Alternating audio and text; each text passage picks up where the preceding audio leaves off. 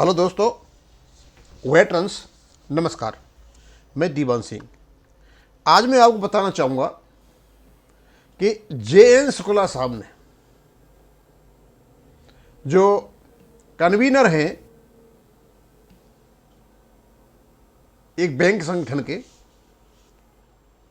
और श्री कमल पाटनी एडवोकेट साहब को आभार प्रकट करते हुए कुछ ऐसे पॉइंट लिखे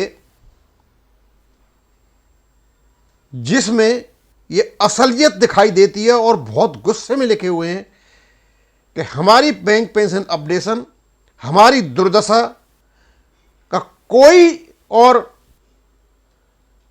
जिम्मेदार नहीं है, केवल और केवल यूएफबीयू के लीडर्स और इनके संगठन को छोड़कर। और मेन इसमें है बैंक का चलन। ये व्यक्ति रिटायरमेंट होने के बावजूद भी यहां पैर जमा करके बैठा है, सिर्फ इसलिए कि इनके पास जो पैसा है उसमें से मंथली, ये ऑफिस बियरर होने के नाते, ये यहां से अपना कुछ वेतन, कुछ भत्ते के नाम पर ये पैसे मारते हैं। आज मैं लेटर को पढ़ूंगा। मेरे को पाटनी साहब ने कहा कि दीवान सिंह जी लेटर को लीजिए, और शुक्ला साहब ने बहुत अच्छा लिखा है। और ये वही शुक्ला साहब हैं जो आरबीआई लाइन की बात किया करते थे। हमने कहा शुक्ला साहब आरबीआई लाइन मत कीजिए, वो कुछ भी नहीं है। हमारा अपना एक अच्छा रेगुलेशन है और वही इंप्लीमेंट होना चाहिए, और उसी की बात करो। अब इन्होंने लिखा तो मैं तो ये मान के चलता हूं कि भाई शुक्ला साहब ने तो अपने को बिल्कुल बदल दिया, और इतना बढ़िया लेटर लिखा है। इनको ऐसी ऐसी बातें कही हैं कि इनको ज्यादा चुभेंगी। कहते हैं बैंक यूनियन की गद्दारी से ठगा जा रहा है बैंकिंग समुदाय। पेंशनर बैंक कर्मियों के साथ छल का सिलसिला जारी। दिनांक 8 मार्च 2024 को हुआ 12वां वेतन समझौता केवल आधा अधूरा निकला। उसमें शर्त रखी गई थी कि अवशेष मुद्दों पर 6 माह के भीतर बातचीत और समझौता किया जाएगा। वरन 20 महीने बीत चुके हैं, अब तक कोई चर्चा नहीं हुई। सीधा ही अटैक किया है और झूठ को एक्सपोज कर दिया है। और यह झूठ है, फ्रॉड है, तो इसको हम गद्दारी कहते हैं। यह नया खेल नहीं है। 11/11/2020 और 10वां 25/5/2015 का समझौता भी इसी तरह अधूरा और भ्रामक निकला। हर बार वर्किंग और रिटायर्ड बैंक कर्मियों से वादे किए गए, फिर उन्हें भूल जाने की परंपरा दोहराई गई। आईबीए और यूनियनों की मिलीभगत का पर्दाफाश।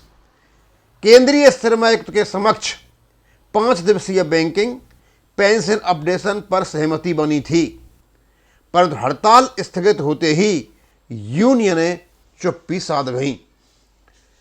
उसके बाद 26 अगस्त 2022 को सर्वोच्च न्यायालय में हलफनामा दाखिल करते हुए कहा कि पेंशन रेगुलेशन 1995 में पेंशन अपडेशन का कोई प्रावधान नहीं है। पहले ये नहीं मान रहे थे। मैंने जितने भी वीडियो बनाए, जितना लोगों को मैंने बताया, अब ये सब मानने लग गए हैं कि हमारा पेंशन रेगुलेशन भी है, 1995 में है, उसमें अपडेशन का प्रोविजन है, सब कुछ। अब ये कहते हैं शुक्ला साहब, इस झूठे कुतर्क का किसी भी यूनियन ने कभी खंडन नहीं किया। ये पहले नहीं मानते थे, ये आरबीआई लाइन की बात कर रहे थे। अब ये कहते हैं कि जो माननीय सुप्रीम कोर्ट ने यह कहा था कि there is no provision in regulation 1995, अब शुक्ला जी भी मानने लगे हाँ प्रोविजन है, और ये झूठा कुतर्क था, और इसका विरोध नहीं किया किसी भी यूनियन ने। ये चुप्पी ही मिली भगत का सबसे बड़ा सबूत है। यहां तक कि यूनियनों ने यह भी नहीं कहा कि जब स्पेशल अलाउंस जैसे मामले सब जुडिस होते हुए 2020 और 24 के समझौतों में शामिल हो सकते हैं, तो पेंशन अपडेशन क्यों नहीं। बहुत बड़ी बात कह दी इन्होंने। भाई तुम सब जुडिस की जब बात करते हो तो बैंक अलाउंस वाला जो मैटर है, इस पे वो भी सब जुडिस है, डीआर वाला भी पड़ा हुआ था। आईबीए और यूनियनों की साजिश ने लाखों पेंशनरों को ठगा है। लंबित एवं उपेक्षित मुद्दे सारे इकट्ठे करके रख दिए। अब पता चलता है कि स्टडी करते हैं और अब लाए शुक्ला जी आप असली बातों को। हम आपको धन्यवाद देते हैं। ये है सर, इन चीज़ों को लाइए लोगों के सामने, पता चले कि कौन कौन लोग लड़ रहे हैं। कहीं ऐसा नहीं हो कि साइड में लड़ते रहें और पता भी नहीं चले। मेरा चैनल हमेशा उन लोगों के लिए खुला है जो इन लोगों की कारगुजारियां बताएं और हम तक पहुंचाएं। अब उसके बाद पेंशन अपडेशन वर्षों से लंबित। केंद्रीय पेंशन के सापेक्ष सुधार कोई ठोस सुधार नहीं। स्वास्थ्य बीमा योजनाओं में अन्याय और असमानता। 100% डीए का निर्धारण पेंशन को भारी नुकसान देकर दिया गया। रिजाइनीज की पेंशन अन्यायपूर्ण ढंग से रोकी गई। पेंशन विकल्प का अवसर सीमित रूप में दिया गया। 1 नवंबर 2012 से स्पेशल अलाउंस को पेंशन गणना से बाहर करना अन्याय है। 31/10/2022 तक के पेंशनर के साथ डीए में भेदभाव। एक्स ग्रेशिया राशि की वार्षिक समीक्षा का प्रावधान होते हुए समीक्षा नहीं। कुछ रिटायर्ड कर्मचारी अब भी पेंशन विकल्पों से वंचित। ये स्थिति क्यों बनी?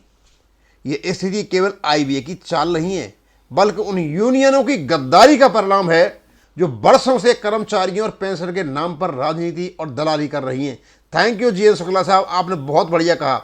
वह गीदड़ जो शेर की खाल ओढ़कर यूनियन में छिपा बैठा है, आईबीए की दलाली करता है और बैंक कर्मियों की पीड़ा को अपने लाभ का साधन बना चुका है। अब समय है, जागो, संगठित हो जाओ और पहचानो। और देश भर के बैंक कर्मी और पेंशन अब ये संकल्प ले कि वे इस दोहरे खेल को और नहीं सहेंगे। पेंशन अपडेशन, समान डीए और सम्मानजनक जीवन के संगठित संघर्ष ही अब एकमात्र साधन है। GN Shukla national convener, number भी दे रखा है और यहाँ साभार कमल पाटनी रतलाम ये करके। ये जो कुछ भी जीएन शुक्ला साहब ने लिखा, ये उनकी आंतरिक हृदय की पीड़ा है।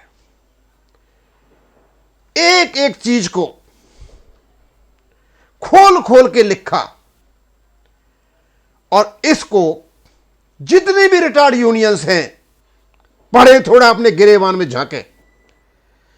ये जो करते रहते हो ना, हमने भूख हड़ताल की, हमने लेटर लिख दिया, हमने ये कर दिया, कुछ नहीं होना है।